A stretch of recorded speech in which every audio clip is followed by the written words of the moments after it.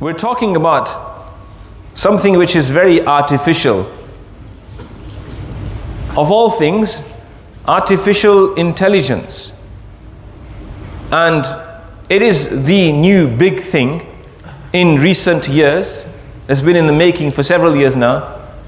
Machine learning, where data sets are assimilated and brought together and algorithms are produced, and so you get an instant response. And because now voice recognition and speech recognition has also been integrated into this type of software, the consequence is that you can essentially talk to these machines and chat with them. You can talk to computers and you can get a response generated. And the consequence of this is that people think now that this is better than talking to people. Well, if you want to marry the internet, good luck to you. You won't produce any real children. But the point here is on a much more serious note, and this is actually happening as well. People looking for fake artificial friendships because they can't find real ones. The real human being is worth the whole earth and everything that's in it. One single human being. And this deen has always been transmitted through human beings. Machines and computers are mere tools. They're not the real thing. And even the Quran and the books of Allah subhanahu wa ta'ala cannot be accessed directly. You have to go through the proper channel. The proper channel is human beings. It's Rasulullah sallallahu alayhi wasallam. The Quran came to Rasulullah, it came to us through Rasulullah. In fact, it didn't even come to us through Rasulullah sallallahu alayhi wasallam. It came to us through our teachers who are alive today or from our previous generation. And it came to them from their teachers, and to them from their teachers, all the way back up to the Sahaba radiyallahu ta'ala anhum who took it directly from Rasulullah sallallahu alayhi wasallam. And it came to Rasulullah through Jibreel. In fact, some of it came directly from Allah, and some of it came through Jibreel alayhi salatu wasalam from Allah. So the Quran is a nur which came to us through an unbroken chain. It came to us directly, not through machines. And machines cannot be a substitute. I was just referring to the story of Samiri, which is mentioned in the Quran.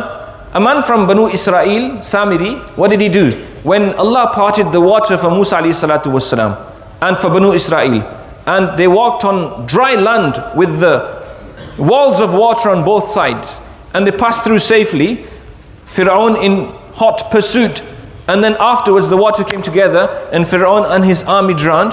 When they were passing through the water, ahead of them was Jibreel alayhi salam in human form, and he was riding a horse. This is mentioned in the Quran. And Samiri noticed that the hooves of the horse would have an instant effect on the ground, the dry ground recently uncovered when the water parted. And what would happen? It would spring to life and become green. Normally it takes a season or a few days for greenery to grow. But here it was happening instantly.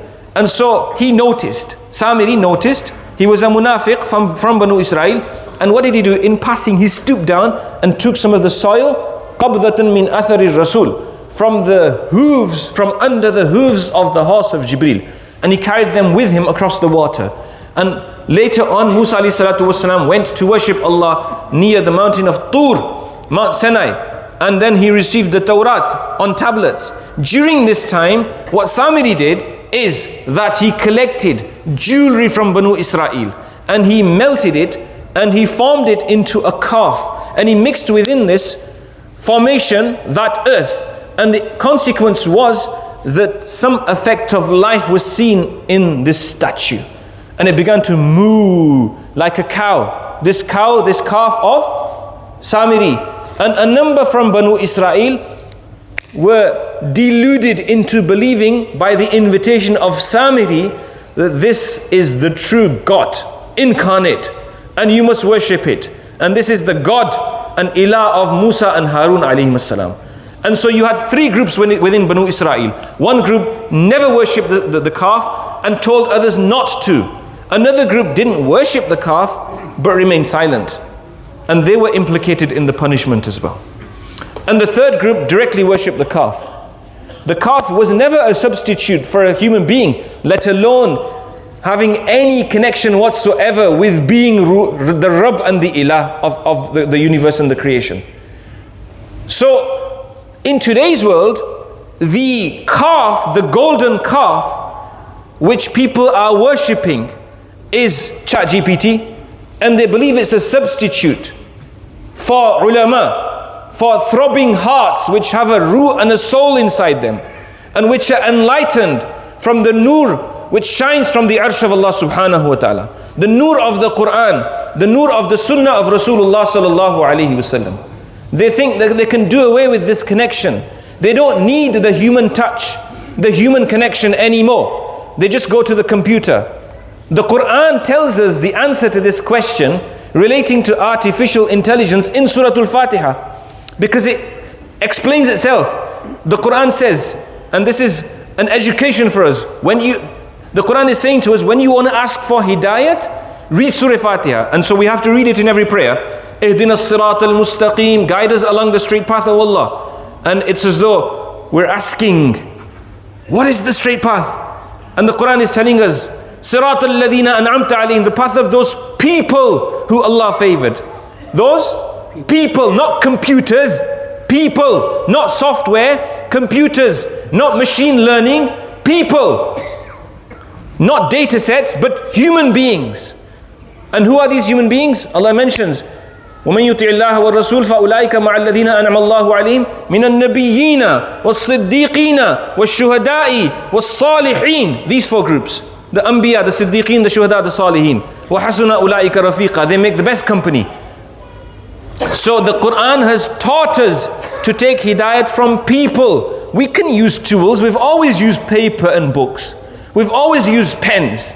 And we now use computers. Fine, let's use computers. But a computer is not a substitute for a human being. A human being is a human being. And a computer is a machine, it's an object. And the two are not the same, can never be the same. It's a simple fact.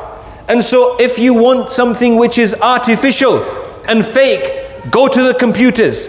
And if you want something which is real in terms of deen, in terms of iman, in terms of yaqeen, in terms of irfan, in terms of spirituality, and in terms of success in the qabr and on the day of judgment, in terms of standing with Rasulullah sallallahu alaihi wasallam on the day of Qiyamah, in terms of your mizan, your pan of a'mal being filled and laden with good a'mal, in terms of entry into Jannah and protection from Jahannam, then you need to link up with real human beings. It's a simple point, but it needs to be said. May Allah subhanahu wa ta'ala grant us tawfiq to understand.